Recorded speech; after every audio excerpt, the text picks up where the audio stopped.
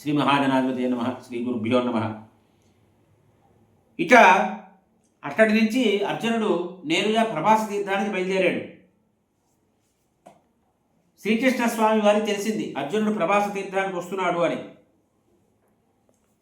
వెంటనే అర్జునుడిని కలవడం కోసం శ్రీకృష్ణ స్వామి వారు కూడా ప్రభాస తీర్థానికి వచ్చారు. అప్పటికే అర్జునుడు ప్రభాస తీర్థం చేరుకున్నాడు. ఇద్దరు కలుసుకున్నారు ఒకరినొకరు. ఎవరు వారయ్యా అంటే ఆస్థాన్ ప్రియ సహాయోతో నరనారాయణ ఋషి, వీరే నరనారాయణులు. నారాయణుడే శ్రీకృష్ణ పరమాత్మ, నరుడే అర్జునుడు. ఆ నరనారాయణ ఇద్దరు కూడా పరస్పరం యోగక్షేమాలు తెలుసుకున్నారు. ఒక దగ్గర కూర్చున్నారు. శ్రీకృష్ణ స్వామి వారు అర్జున, ఈ తీర్థయాత్ర అది ఎందుకు చేస్తున్నావయ్యా, ఏమిటి అని ప్రస్తావన చేశారు. అర్జునుడు జరిగిన వృత్తాంతం అంతా చెప్పాడు. అదా విషయం అన్నారు స్వామివారు. ఈ రకంగా ప్రభాస తీర్థంలో వారు విహరించారు. కొంతసేపు ముచ్చట్లు ఆడుకున్నారు. అక్కడి నుంచి రాత్రి సమయానికి రైవతటి పర్వతానికి వెళ్ళారు. అక్కడ భోజన ఏర్పాట్లన్నీ కూడా శ్రీకృష్ణ స్వామి వారు చేయించారు. భోజనాలు అవి చేశారు. నృత్యాలు అవి చూశారు. వినోదం అంతా అయింది. కానుకలతో సత్కరించారు స్వామివారి అర్జునుడిని. అర్జునుడు పడుకున్నాడు. పడుకొని చెప్తున్నాడు శ్రీకృష్ణ స్వామి వారికి చూసిన తీర్థాలు ఏమిటి, ఏ ఏ కుండాలు చూశాడు, ఏ ఏ పర్వతాలు చూశాడు, ఏ ఏ నదులు చూశాడు, అటువంటి వనాలను చూడడం జరిగింది, అవన్నీ వివరాలు చెప్పాడు. వెంటనే నిద్ర వచ్చేసింది. అందుకని నిద్ర వచ్చేంత వరకు విషయాలన్నీ చెప్తున్నాడు. వెంటనే పడుకున్నాడు. ప్రాతకాలం అయింది. మంగళవాద్యాలు స్తోత్రపాఠాలు అన్నీ వినిపించాయి. అర్జునుడు నిద్ర లేచాడు. శ్రీకృష్ణ స్వామి వారు అభినందన తెలియజేసి బండారు రథం మీద కూర్చోబెట్టి ద్వారకా నగరాన్ని తీసుకువెళ్ళారు. అక్కడ ద్వారకా నగరంలో మంచి ఏర్పాట్లన్నీ చేశారు. స్వాగత సత్కారాలు చేశారు. స్త్రీలు పురుషులు అందరూ కూడా గుంపులు గుంపులుగా వచ్చారు అర్జునుడిని చూడడం కోసం. వారందరూ కూడా కానుకలు సమర్పించారు, అన్నీ చేశారు. కొన్ని రోజులు అయిన తర్వాత ఒక ఉత్సవం చేస్తున్నారు. ఇక్కడ ద్వారకా నగరంలో ఈ రైవతటి పర్వతం ఉంది. ఆ పర్వతానికి గొప్ప ఉత్సవం చేస్తున్నారు. ఆ పర్వతం మీద జరుగుతోంది ఉత్సవం అంతా కూడా. అక్కడికి అందరూ వెళ్ళారు. బ్రాహ్మణుడికి విరివిగా దానాలు అవి చేస్తున్నారు. పర్వతానికి 4 వైపులా కూడా మంచి భవనాలు అవి ఉన్నాయి, కల్పవృక్షాలు ఉన్నాయి. అందరూ అక్కడ విశ్రాంతి తీసుకుంటున్నారు. నాట్యాలు, పాటలు అన్నీ జరుగుతున్నాయి. కార్యక్రమాలన్నీ కూడా అందరూ అలంకారం చేసుకున్నారు. పెద్ద పెద్ద వాహనాలతో వచ్చారు. బలరాముడు వచ్చాడు. బలరాముడు, రేవతి వచ్చారు. ఈ రకంగా సాంబుడు, ప్రద్యుమ్నుడు వీరందరూ వచ్చారు. సాత్యకి, అక్రూరుడు, ఈ రకంగా యదువంశీయులందరూ కూడా వారి వారి పరివారాలతో వచ్చారు. శ్రీకృష్ణ స్వామి వారు, అర్జునుడు ఇద్దరు అక్కడ సంచరిస్తున్నారు. ఆ సంచరిస్తున్న సమయంలో అర్జునుడు సుభద్రని చూశాడు. సుభద్రని చూసి చాలా సంతోషిస్తున్నాడు అర్జునుడు. శ్రీకృష్ణ స్వామి వారు గ్రహించారు. ఏమయ్యా, వనవాసం చేస్తున్నావు కదా, ఏం నీ మనసు కొంచెం మన్మధుడు యొక్క ప్రభావం నీ మీద ఉన్నట్టుగా ఉందే అన్నారు. శ్రీకృష్ణ స్వామి వారు గ్రహించారు. గ్రహిస్తే గ్రహించి చెప్పారు, ఆమె ఎవరనుకున్నావు, మా సహోదరి, ఆమె పేరే సుభద్ర. మా తండ్రి గారికి చాలా ఆమె అంటే ప్రీతి ఎక్కువ. నీకు శుభం అవుతుందిలే. సుభద్ర నామ భద్రంతే పితుర్మే దయితాసుత. ఆమె పేరు సుభద్ర, నీకు భద్రం అవుతుందిలే అన్నారు స్వామివారు. సుభద్ర నామ భద్రంతే, నీకు భద్రం అవుతుంది అయ్యా, నీకు శుభం అవుతుంది. ఆమెనేమైనా వివాహం చేసుకోవాలని ఏమైనా ఉద్దేశం ఉంటే నా తండ్రి గారికి చెప్పు, స్వయంగా నువ్వే చెప్పు అన్నారు. అర్జునుడు అన్నాడు, సాక్షాత్తు వాసుదేవుడి యొక్క చెల్లెలు, వసుదేవుడు కుమార్తె అయినటువంటి ఆమెని వివాహం చేసుకోవాలని ఎవరికి ఉండదు. ఒకవేళ ఆమె నన్ను వివాహం చేసుకుంటే చాలా మంగళప్రదమైనటువంటి విషయం కదా అన్నాడు. దీనికి ఏమైనా ఉపాయం ఉన్నదా, ఉపాయం ఉంటే చెప్పవలసింది అని కోరాడు. అప్పుడు స్వామివారు అన్నారు, క్షత్రియుడికి స్వయంవరం అనేది ధర్మమయ్యా, కానీ అందులో సందేహం ఉన్నది. ఇంత స్వయంవరం పెట్టారనుకో, ఆమె ఎవరిని వరిస్తుందో, ఆమె నిన్నే వరిస్తుందని తెలియదు కదా, అది అనిశ్చితంగా ఉంటుంది స్వయంవరం. ఎందువల్లంటే స్త్రీల స్వభావం మనం తెలుసుకోలేము. ఆ సమయంలో ఆడి స్వభావం ఎలా ఉంటుందో. అందువల్ల ప్రసయ్య హరణం చాపి క్షత్రియానాం ప్రశస్తతే వివాహేతు శూరానాం నిజధర్మ విదో విదుహో. బలవంతంగా అపహరించి తీసుకువెళ్ళి కూడా వివాహం చేసుకోవచ్చు. అది సూర్యుడికి అనువైనటువంటి విధానం అది అని ధర్మవేత్తలు చెప్పిన విషయం అది. కాబట్టి నా అభిప్రాయంలో నువ్వు ఆవిడ్ని అపహరించి వివాహం చేసుకోవడం మంచిది. నువ్వు అపహరించి ఆవిడని తీసుకుని వెళ్ళిపో. స్వయంవరంలో ఆవిడ ఎవరిని వరిస్తుందో మనకు తెలీదు అన్నారు స్వామివారు. ఈ రకంగా నిర్ణయించుకున్నారు. చూడండి ఇక్కడ అసలు విషయం, ఇందులో ధర్మం తెలుస్తోంది. ఇక్కడ ఇద్దరు నిర్ణయించడం వెంటనే అమలు చేయలేదు. తతోర్జునశ్చ కృష్ణశ్చ వినిశ్చేత్తేతాం శీఘ్రగాన్ పురుషాన్ అన్యాన్ ప్రేషయ మాసుస్తదా ధర్మరాజాయ తత్సర్వమింద్ర ప్రస్థగతాయవే స్తుప్తేవత మహాబాహు అనుజజ్జేస పాండవ. ఇంద్రప్రస్థనగరంలో ఉన్నటువంటి ధర్మరాజు వారికి వర్తమానం పంపించారు. మీ ఆజ్ఞ కోరుతున్నాము, ఇలా విషయం ఇది అని ఆజ్ఞ కోరుతున్నామని పంపించారు. ధర్మరాజు గారు మంచిది అన్నారు. ఆయన చాలా మంచిది అని వారి యొక్క ఆమోదం ఇచ్చారు, వారి అనుజ్ఞ ఇచ్చారు, వారి సమ్మతిని తెలియజేశారు. భీముడు కూడా చాలా భీమసేనస్తు తత్కృత్వ పృథృత్వోభ్యమన్యత పృథృత్యులమయ్యే మనం. ఎందుకంటే వీరితో విజయం పొందడం చాలా మేలు కలిగించేటువంటి విషయం అది. యదువంశంతో అందరూ సంతోషించారు. చారులు మళ్ళీ వచ్చారు, ధర్మరాజు గారు ఆమోదం ఇచ్చారు, భీముడు కూడా సంతోషించారు, అందరూ సంతోషించారు అన్నారు. అప్పుడు వివాహ సమయంలో ఈ వివాహ విషయంలో అర్జునుడు ధర్మరాజు గారి ఆజ్ఞ తీసుకున్నాడు. తీసుకున్న తర్వాత ఈ సుభద్ర రైవతి పర్వతానికి వెళ్ళింది. వెంటనే శ్రీకృష్ణ స్వామి గారు చెప్పారు, నాయన మా సుభద్ర అక్కడికి వెళ్ళింది పర్వతానికి, రైవతి పర్వతానికి, నువ్వు కూడా అక్కడికి వెళ్ళు, నేను అనుమతి ఇచ్చాను కాబట్టి నువ్వు ఆమెని పరిగ్రహించి తీసుకువెళ్ళు అని చెప్పారు. దారుకుణ్ణి ఏర్పాటు చేశారు శ్రీకృష్ణ స్వామి వారు. అంతా శ్రీకృష్ణ స్వామి వారి యొక్క ఆజ్ఞ మేరకే జరిగింది. వారి వ్యూహంతా వ్యూహరచన వారే చేశారు. సువర్ణ రథాన్ని ఏర్పాటు చేశారు శ్రీకృష్ణ స్వామి వారు. సాధారణంగా శ్రీకృష్ణ స్వామి వారి రథానికి 4 గుర్రాలు ఉంటాయి. ఇప్పుడు మాత్రం 2 గుర్రాలే పెట్టారు. శైబ్యము సుగ్రీవం ఈ రెండు గుర్రాలనే పూడ్చారు. అక్కడ శస్త్రాలు వస్త్రాలన్నీ ఏర్పాటు చేశారు రథంలో. అర్జునుడు వేటాడతాను అనే మిష పెట్టుకొని రైవత పర్వతానికి వెళ్ళాడు. సుభద్ర ఆ పర్వతాన్ని పూజ చేసింది, దేవతల్ని పూజించింది. బ్రాహ్మణులందరూ కూడా స్వస్తివాచనాలు చెప్పారు. ఆ పర్వతానికి ప్రదక్షిణ చేసి ద్వారకా నగరానికి బయలుదేరింది. అక్కడ అర్జునుడు ఆమెను చూశాడు, ఆమెను పరిగ్రహించాడు, రథం మీద కూర్చోబెట్టుకున్నాడు. అక్కడి నుంచి బయలుదేరాడు, నగరం వైపు బయలుదేరాడు. ఎప్పుడైతే సుభద్ర రకంగా అపహరణకు గురి అయిందో ఈ సైనికులందరూ చూస్తున్నారు. ద్వారకా నగరం వైపు పరిగెట్టుకు వెళ్ళారు. అక్కడ సుధర్మ, వారి రాజ్యసభ సుధర్మ, ఆ సుధర్మ అనేటువంటి సభలోకి వెళ్ళారు. అక్కడ ఈ వృత్తాంతం అంతా చెప్పారు. వెంటనే ఆ సభాపాలకుడు ఏం చేశాడంటే యుద్ధభైరి ప్రకటించాడు. ఆ యుద్ధభైరి వినగానే నగరంలో ఉన్న వారందరూ కూడా వచ్చేశారు. దేవతలుగా ప్రకాశిస్తున్నారు వారందరూ కూడా. వెంటనే రథాలు సిద్ధం చేశారు, సారథుల్ని పిలిచారు, కవచాలు ధ్వజాలు అన్నీ ఏర్పాటు చేసుకుంటున్నారు. బలరాముడు వారు వచ్చారు. బలరాముడు వారు అన్నారు, మీరంతా మూర్ఖుల్లా ప్రవర్తిస్తున్నారు అన్నారు ఆయన. ఎందువల్లంటే కిమిదం దురుద్దా ప్రజ్ఞ తూష్ణీభూతే జనార్దనే అస్యభావ విజ్ఞాయ సంతృప్త మోపజర్జిత. మీరందరూ కూడా ఉట్టుకుంటూనే అలాగే వ్యర్థంగా కోపాన్ని ప్రదర్శిస్తున్నారు. ఎందుకు ఇంత ఆర్భాటం కోలాహలం అంతా చేస్తున్నారు? శ్రీకృష్ణ స్వామి వారు ఏం మాట్లాడలేదు. జనార్దనుడు ఆయన మాట్లాడాలి. ముందు ఆయన అభిప్రాయాన్ని తెలియజేస్తారు. ఆ తర్వాత మనం ఏమి చేయాలని నిర్ణయం చేద్దాము అన్నారు.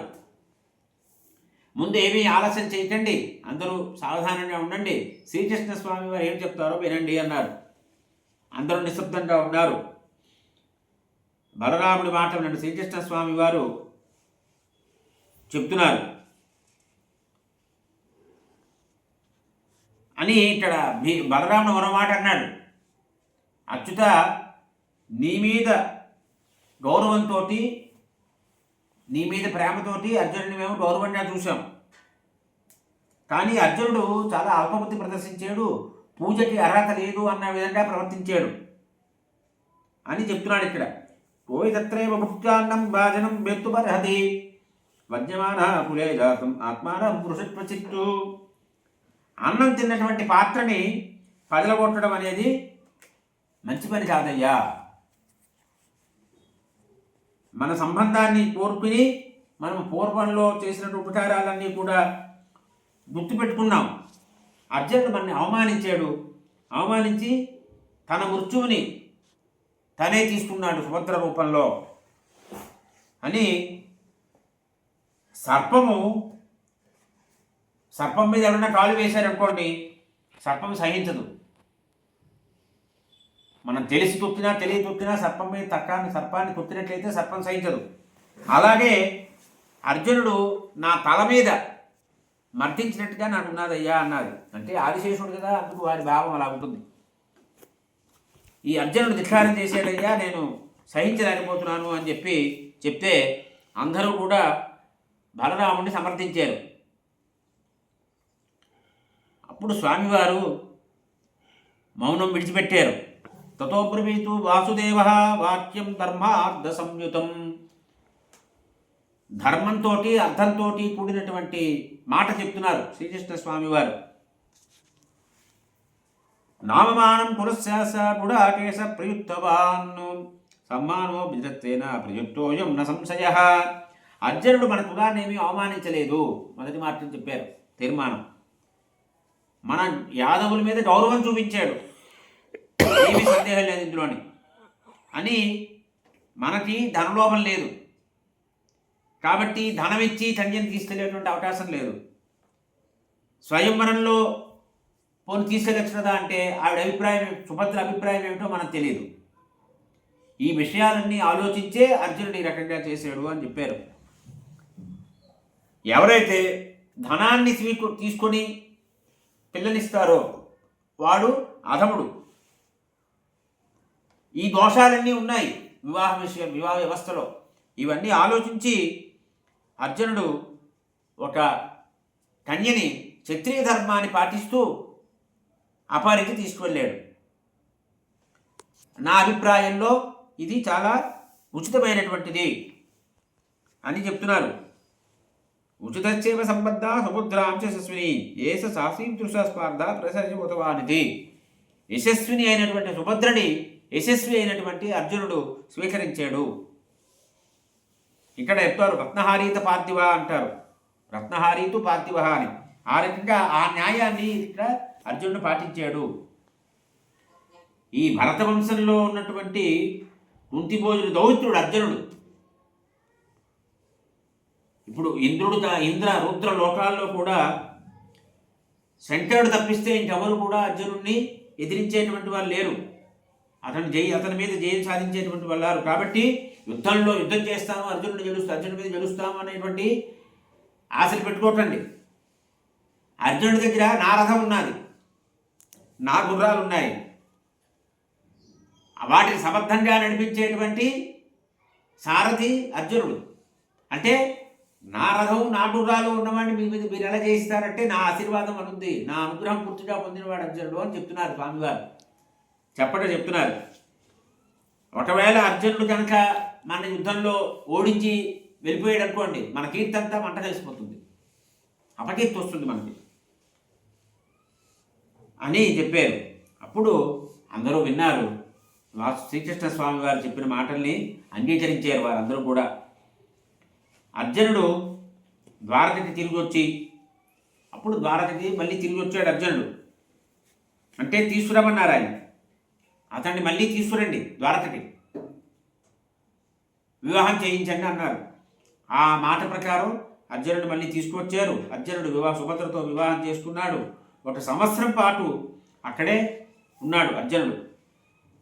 ద్వారకలో చాలా స్వేచ్ఛగా అతడు విహరించాడు. ఈ 12 సంవత్సరాలు పూర్తయిపోయింది. అప్పటికి 12 సంవత్సరాలు పూర్తయిన తర్వాత పూర్ణేజు ద్వాదశే వర్షే కాండవ ప్రస్థమాటత. 12 సంవత్సరాలు పూర్తయిన తర్వాత కాండవ ప్రస్థానికి వచ్చాడు. వెంటనే ధౌమ్యుడి దగ్గరికి వెళ్ళాడు. ధౌమ్యుడి వారికి నమస్కారం చేశాడు. తర్వాత తల్లి దగ్గరికి వెళ్ళాడు. ముందు పురోహితుడు ఆచార్యుడు ఆయన దగ్గరికి వెళ్ళారు. తర్వాత తల్లి దగ్గరికి వెళ్ళి నమస్కారం చేశాడు. తర్వాత ధర్మరాజుకి భీముడికి నమస్కారం చేశాడు. నకులు సహదేవులు ఇతడిని నమస్కారం చేశారు.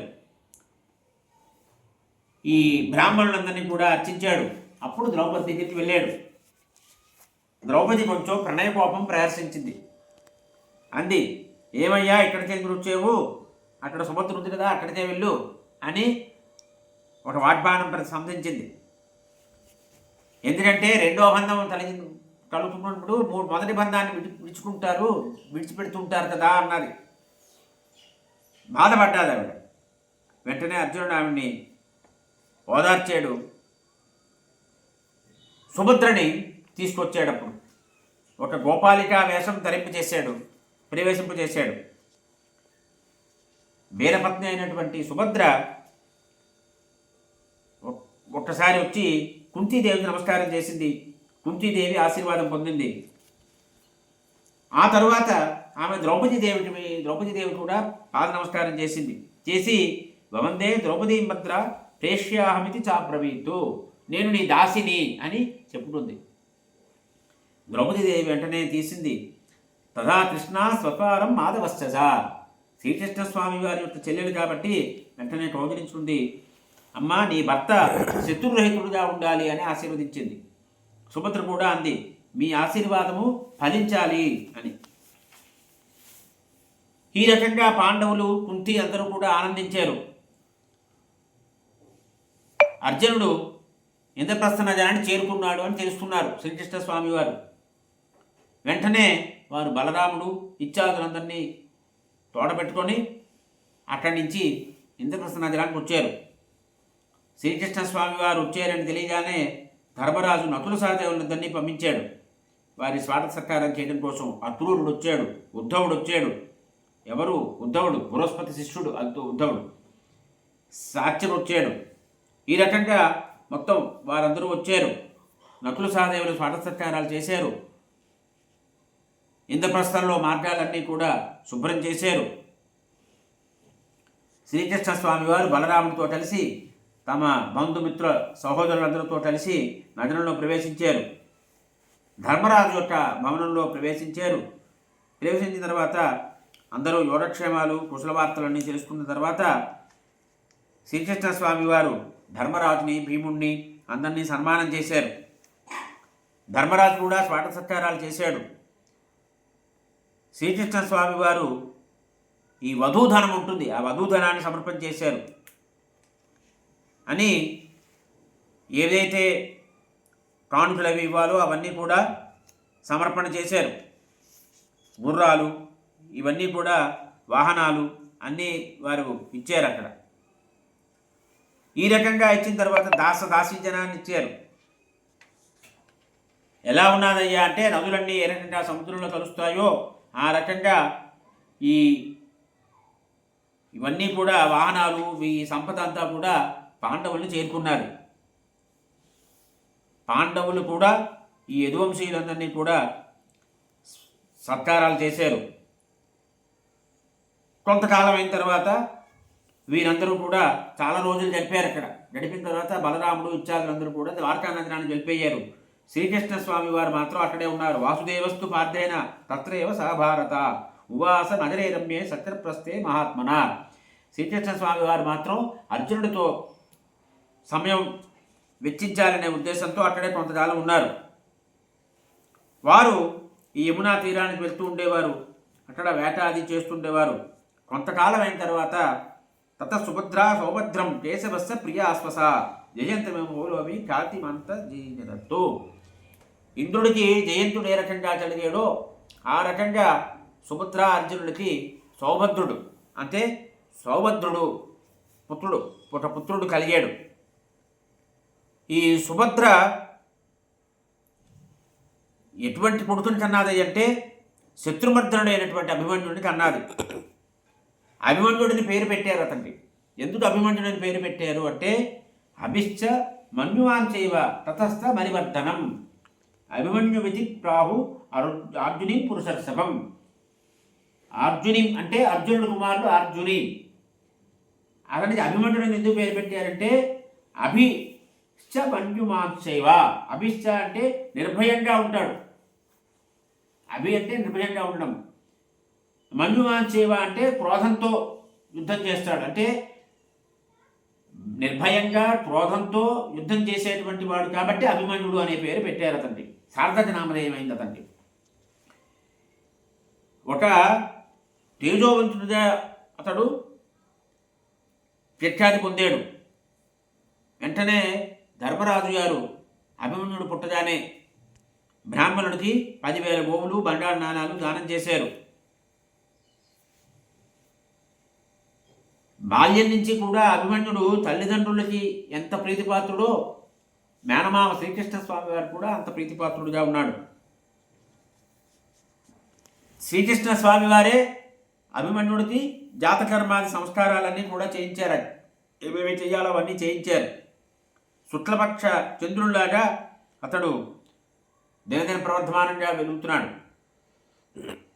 అభిమన్యుడు ధనుర్వేదం అంతా కూడా తండ్రి అర్జునుడి దగ్గర నేర్చుకున్నాడు.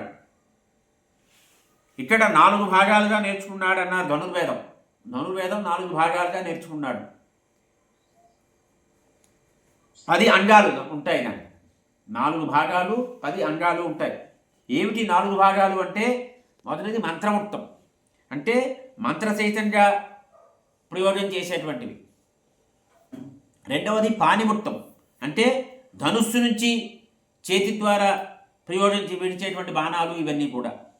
మూడవది ముక్తాముక్తం, అంటే దీనికి ప్రయోగము ఉపసంహారం 2 ఉంటాయి, అంటే అటువంటి అస్త్రాలు ఇవన్నీ కూడా, పాశుపతాస్త్రము ఇత్యాది.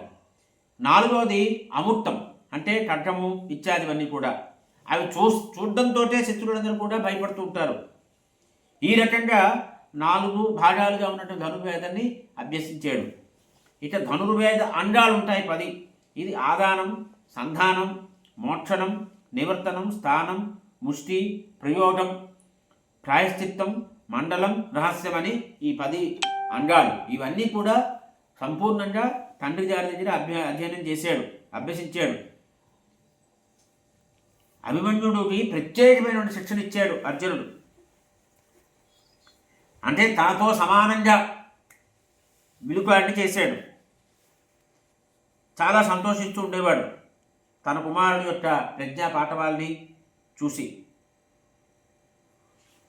ఉత్తమమైనటువంటి వీరుడిగా తయారవుతున్నాడు అభిమన్యుడు. కృష్ణస్య తనుసంశౌర్యే వీర్యే రూపే తదాకృతో గదస్థ పుత్రం భీమస్తు మజభానివతం యథా. రూపంలో కానీ, శౌర్యంలో కానీ, వీర్యంలో కానీ, ఆకృతిలో కానీ అన్ని రకాలుగా కూడా శ్రీకృష్ణ స్వామి వారిలాగే కనిపిస్తూ ఉండేవాట. శ్రీకృష్ణ స్వామి వారితో సమానంగా ఉండేవాడు. ఏ రకంగా ఇంద్రుడు అర్జునుడిని చూసి సంతోషించాడో ఆ రకంగా అర్జునుడు అభిమన్యుడిని చూసి సంతోషిస్తూ ఉండేవాడు. ఇదే సమయంలో ద్రౌపది 5 పుత్రులకి జన్మించింది. అంటే ధర్మరాజు ద్వారా ప్రతివింజుడు, వృకోదరుడు, భీముడి ద్వారా సుతసోముడు, అర్జునుడి ద్వారా సుతకర్మ, నకులుడి ద్వారా శతానీకుడు, సహదేవుడి వల్ల శృతసేనుడు అని వారి పేర్లు. వీరందరూ కూడా మహారథులు. ఏ రకంగా అతిథి ఆదిత్యుని అన్నాదో ఆ రకంగా ద్రౌపదీదేవి ఈ 5 ఉపపాండవులు, పంచ ఉపపాండవుల్ని కన్నారు. ఇక యుధిష్ఠిరుడి కుమారుడు ప్రతివింజుడు, అంటే వింజపర్వతంతో సమానంగా ఉంటాడు అతడు ప్రతివింజుడు. అందువల్ల అంటే ఎవరైనా ప్రహారం చేస్తే వింజపర్వతం ఏ రకంగా ఛేదించడానికి సాధ్యం కాదో అలా నిలబడతాడు యుద్ధం చేసేటప్పుడు. వింజపర్వతంలో ఎలా ఉంటుందో అలా ఉంటాడు. అందువల్ల ప్రతివింజుడు అని పేరు పెట్టారు. భీమసేనుడు 1000 సోమయాగాలు చేశాడు. ఆ ఫలితంగా చంద్రుడు, సూర్యుడు యొక్క తేజస్సుతో సమానమైన తేజస్సుతో ఈ కుమారుడు పుట్టాడు. అందువల్ల అతనికి సుతసోముడు అని పెట్టారు. మంచి ధనుర్విద్య నైపుణ్యం ఉన్నవాడు అతడు. అర్జునుడు ప్రసిద్ధమైనటువంటి కర్మలన్నీ కూడా ఆచరించాడు. అందువల్ల శృతకర్మ కర్మలు ఆచరించడం వల్ల పుట్టినవాడు శృతకర్మ అని పెట్టారు. ఈ శతానీకుడు పేరు పెట్టాడు నకులుడికి. ఎందువల్లంటే తన కీర్తిని పెంపొందింపు చేస్తాడు కాబట్టి ఆ పేరు పెట్టారు. ఇక 5వ కుమారుడు అగ్నిదేవత ప్రధానంగా ఉన్నాడు, కృత్తికా నక్షత్రంలో పుట్టాడు. అందువల్ల అతనికి శృతసేనుడు అని పేరు పెట్టారు. అంటే అగ్నికి మరో పేరు శృతసేనుడు. శృతసేనుడు అనే పేరు అగ్నికి ఉన్నది. ఇతడు అగ్ని ప్రధాన దేవతలను కృత్తికా నక్షత్రంలో పుట్టాడు కాబట్టి అగ్నిదేవుడి పేరు పెట్టాలనుకున్నారు. అగ్నిదేవుడి పేరే శృతసేనుడు. ఆ శృతసేనుడు అనే పేరు అతనికి పెట్టారు. ఈ రకంగా 5 ద్రౌపదీ పుత్రులు కూడా ఒక్కొక్క సంవత్సరంలో ఒక్కొక్కరు పుట్టారు. ఆ వరుస క్రమంలో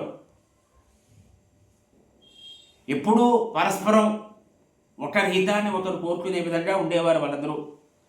ధౌమ్యుల వారు ఈ పంచ ఉప పాండవులకి శాస్త్ర ప్రకారంగా జాతకర్మ, చూడం, ఉపనయనం ఇత్యాది సంస్కారాలని చేయించారు. వేదాధ్యయనం పూర్తి చేశారు. వారు పరిపూర్ణమైనటువంటి బ్రహ్మచర్య వ్రతాన్ని పాటించారు.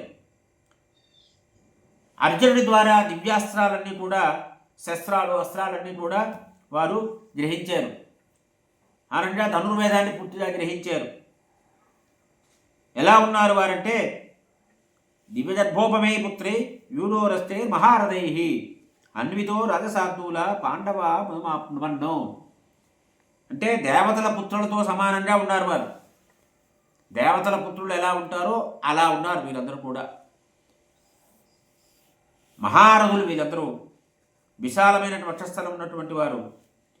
ఈ పుత్రుల్ని చూసిన తర్వాత పంచపాండవులు, 5 పాండవులు కూడా చాలా సంతోషాన్ని పొందడం జరిగింది అని వైశంపాయనుల వారు జనమేజయుడికి తెలియజేశారు. స్వస్తి ప్రజాభ్య పరిపాలయంతాం న్యాయేన మార్గేణ మహిమహీషాః గోబ్రాహ్మణేభ్యः శుభమస్తు నిత్యం లోకా సమస్తాః సుఖినో భవంతు. కాలే వర్షతు పర్జన్యः పృథివీ సస్యశాలినీ దేశోऽयं శోభరహితో బ్రాహ్మణాः సంతు నిర్భయాः అపుత్రా పుత్రిణः సంతు పుత్రిణः సంతు పౌత్రినः అధనా సదనా సంతు జీవంతు శరదాం శతం. మంగళం కోసలేంద్రాయ మహనీయ గుణాత్మనే చక్రవర్తి తనూజాయ సార్వభౌమాయ మంగళం. నమః పార్వతీపతయే. హర హర మహాదేవ.